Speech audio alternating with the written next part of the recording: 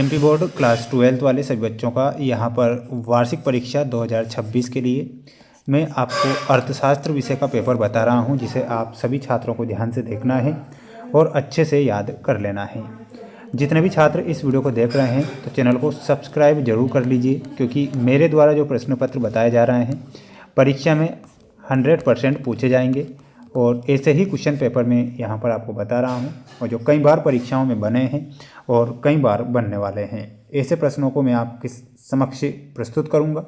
ये ध्यान से आप पूरा पेपर देखें और अच्छे से आप याद करेंगे। सबसे पहले मैं आपको बता देता हूँ, सही विकल्प चुनकर लिखिए में पहला क्वेश्चन है, काफ़ी महत्वपूर्ण और मोस्ट इम्पोर्टेंट क्वेश्चन।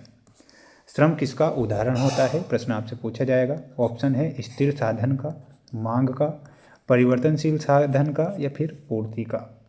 इसमें हमारा जो सही उत्तर होगा, परिवर्तनशील साधन का उदाहरण है श्रम।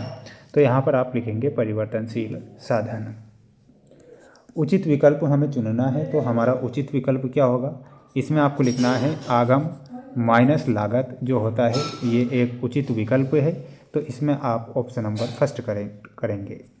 सभी छात्र अच्छे से पेपर को देखेंगे और इन प्रश्नों को याद कर लेना है, क्योंकि परीक्षाओं में प्रश्न इसी प्रकार बनते हैं। उस केंद्रीय समस्या की पहचान कीजिए जो उत्पादित की जाने वाली वस्तुओं की मात्रा से संबंधित है। तो इसमें आपको लिखना है क्या उत्पादन किया जाए, क्या लिखना है कि क्या उत्पादन किया जाए। इस प्रकार आपको करेक्ट आंसर लिख देना है। सीमांत उपयोगिता त्रास नियम आधार होता है।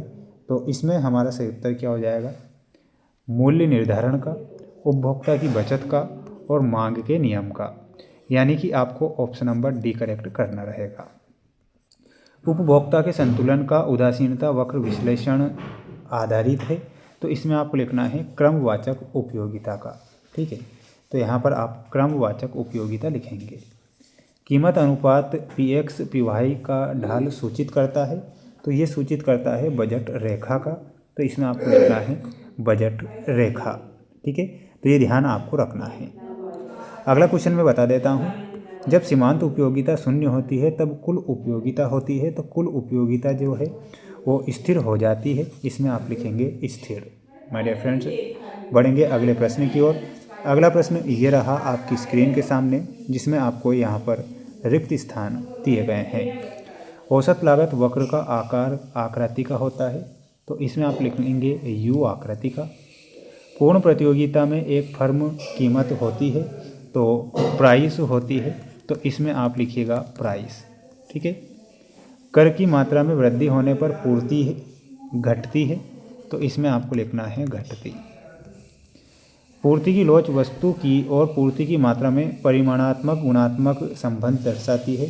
तो इसमें आपको क्या लिखना है, फोर्थ में कीमत, वस्तु और कीमत, कीमत और पूर्ति है ना, का आशय संतुलन की स्थिति है। तो इसमें आप लिखेंगे साम्य का आशय जो होता है। उत्पादन की प्रति इकाई लागत को क्या कहते हैं, तो उसे औसत लागत बोला जाता है।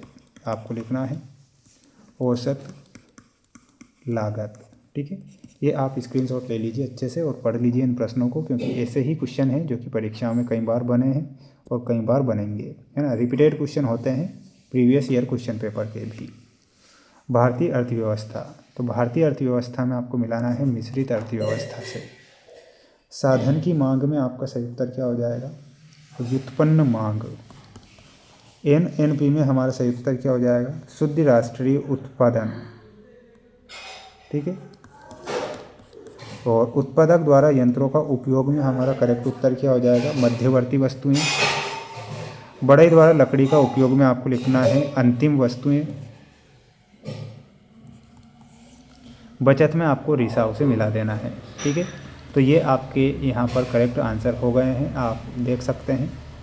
सेकंड से ना, सेकंड से मिलाना है।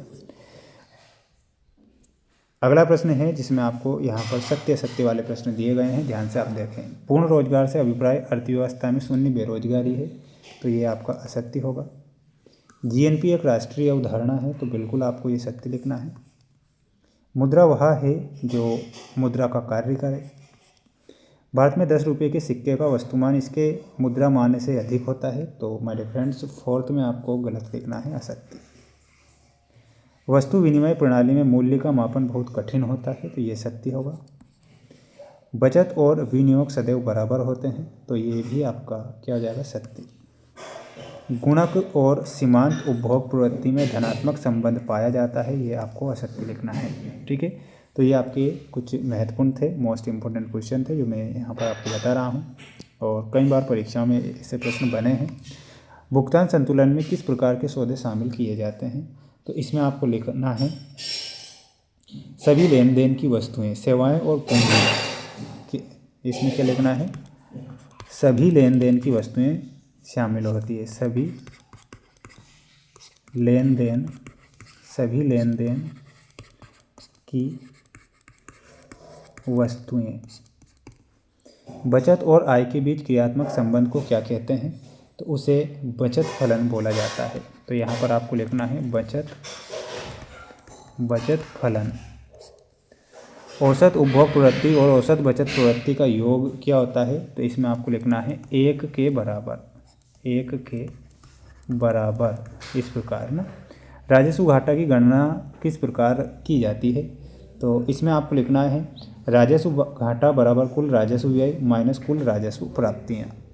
प्राथमिक घाटे का सूत्र कमेंट बॉक्स में लिखकर बताना है। ये मोस्ट इम्पोर्टेंट क्वेश्चन थे जो कि मेरे द्वारा यहाँ पर बताए गए थे।